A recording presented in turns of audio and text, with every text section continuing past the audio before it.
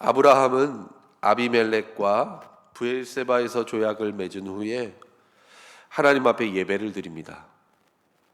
그리고 아브라함은 그 땅에 머물러 살게 됩니다.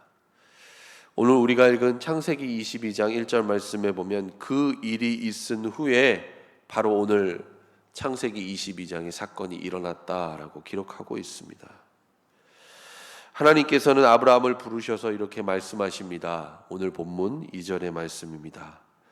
여호와께서 이르시되 내 아들 내 사랑하는 독자 이삭을 데리고 모리아 땅으로 가서 내가 내게 일러준 한 산 거기서 그를 번제로 드리라. 하나님 명령하십니다. 하나님의 이 명령 아브라함 자신에게 있어서는 너무나도 충격적이고 받아들이기 힘든 것이었을 것입니다. 우리는 이 말씀을 묵상하면서 잠시 이런 생각이 들기도 합니다. 어떻게 하나님께서 아브라함에게 이러실 수 있을까? 또 한 가지는 왜 하필이면 이삭일까? 만약에 아브라함이 가지고 있는 양 중에서 가장 크고 좋은 양을 하나님께 드려라 라고 하셨으면 몰라도 이삭이 어떤 아들입니까? 기적처럼 어렵게 얻은 아들이 바로 이삭 아닙니까? 이렇게 하실 거였으면 차라리 아브라함에게 이삭을 아예 주시지 않는 것이 낫지, 하나님께서 마치 주었다가 다시 빼앗는 것처럼 하나님의 이 명령은 우리의 일반적인 상식으로는 도저히 이해가 되지 않습니다. 이 명령을 처음 들었을 때 아브라함도 마찬가지였을 것입니다. 그런데 오늘 본문 1절 말씀에 보면 하나님께서 아브라함에게 이와 같은 명령을 하시는 분명한 목적과 이유가 나타나 있습니다. 1절 말씀 보시기 바랍니다. 하나님이 아브라함을 시험하시려고 분명히 말씀합니다. 하나님께서는 일부러 아브라함을 난관에 빠뜨리시는 것이 아니라 정말 아브라함이 하나님만을 온전히 믿고 의지하는지를 하나님께서 시험하시기 위해서 이 명령을 아브라함에게 하신 것이었습니다. 그러므로 오늘 본문에 펼쳐지는 이 사건은 아브라함에 대한 일종의 믿음의 시험, 테스트였습니다. 여러분, 아브라함은 하나님의 이와 같은 명령이 떨어지자마자 어떻게 합니까? 주저하지 않고 그 명령을 따릅니다. 오늘 본문 3절 말씀입니다. 3절 말씀 한 번 더 읽도록 하겠습니다. 아브라함이 아침에 일찍이 일어나 낙 위에 안장을 지우고 두 종과 그의 아들 이삭을 데리고 번제에 쓸 나무를 쪼개어 가지고 떠나 하나님이 자기에게 일러주신 곳으로 가더니, 하나님의 말씀을 듣고 난 바로 다음 날 아침 아브라함은 일찍이 일어납니다. 여러분, 오늘 본문에는 직접적인 표현과 묘사는 나와 있지 않지만 아마도 아브라함은 뜬 눈으로 밤을 지새웠을 것입니다. 아브라함에게 있어서 이삭이 어떤 아들이었습니까? 자신의 생명과 바꿔도 아깝지 않은, 더 얼마나 귀하고 소중한 아들, 그 아들이 이삭 아닙니까?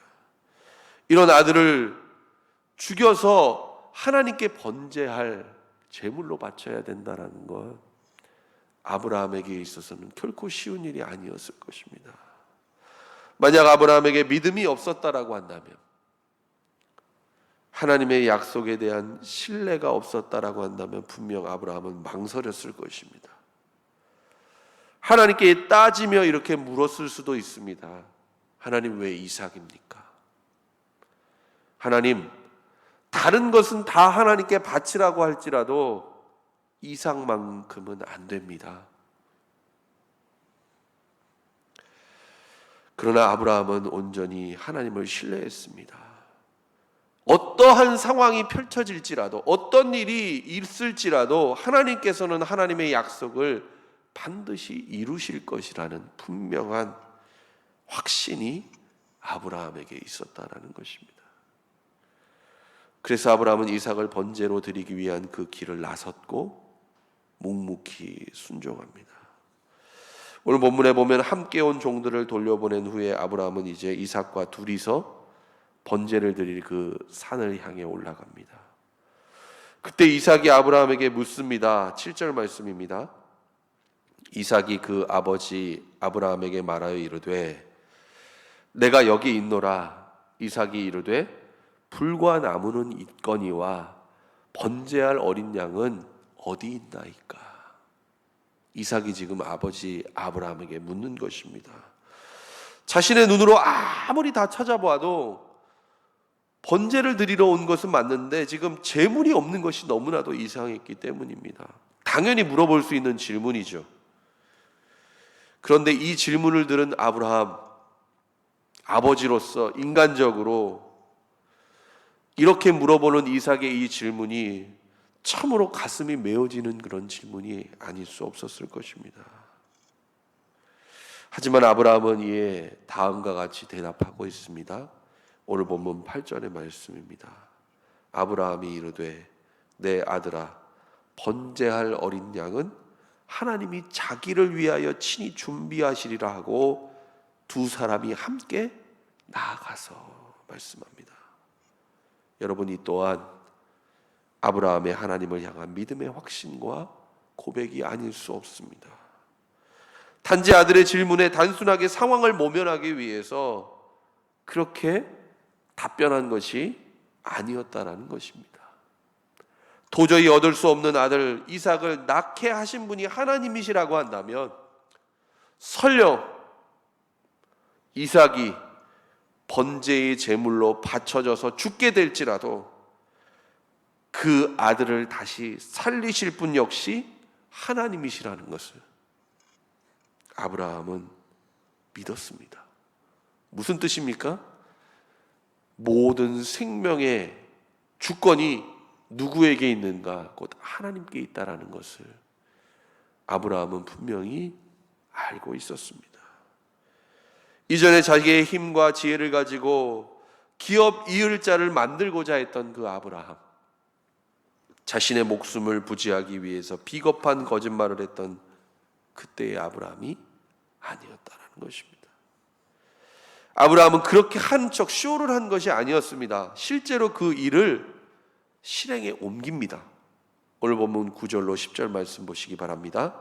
하나님이 그에게 일러주신 곳에 이른지라 이에 아브라함이 그곳에 제단을 쌓고 나무를 버려놓고 그의 아들 이삭을 결박하여 제단 나무 위에 놓고 손을 내밀어 칼을 잡고 그 아들을 잡으려 하니 정말로 이삭이 죽느냐 사느냐 절제절명의 위기, 다급한 순간이 찾아옵니다. 그때 여호와의 사자가 하늘에서부터 아브라함을 불러서 이렇게 말합니다. 오늘 본문 12절의 말씀입니다. 사자가 이르시되 그 아이에게 내 손을 대지 말라. 그에게 아무 일도 하지 말라. 내가 내 아들 내 독자까지도 내게 아끼지 아니하였으니 내가 이제야 내가 하나님을 경외하는 줄을 아노라. 하나님께서 말씀하십니다.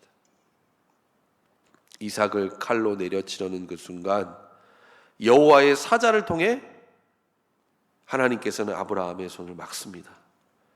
그리고 바로 그때 아브라함이 눈을 들어 보았을 때 무엇이 보이게 됩니까?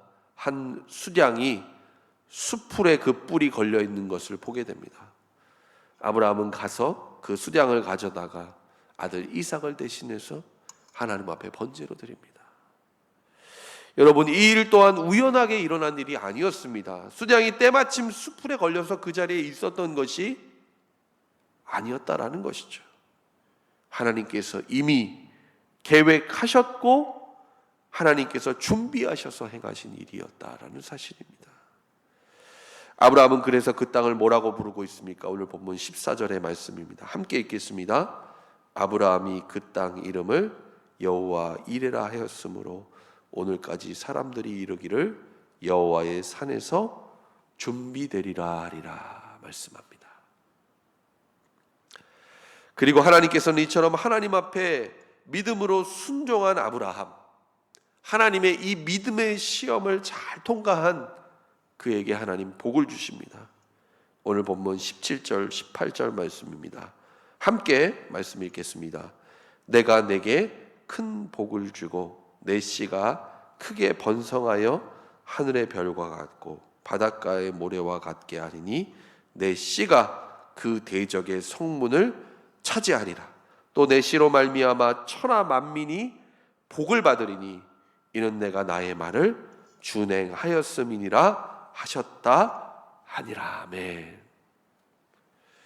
우리는 최종적으로 오늘 본문의 말씀을 통해 다른 무엇보다 아브라함이 하나님께 순종하는 것이 그의 인생과 삶 가운데 가장 큰 복이 되었다라는 것을 우리는 최종적으로 오늘 말씀을 통해 깨닫게 됩니다.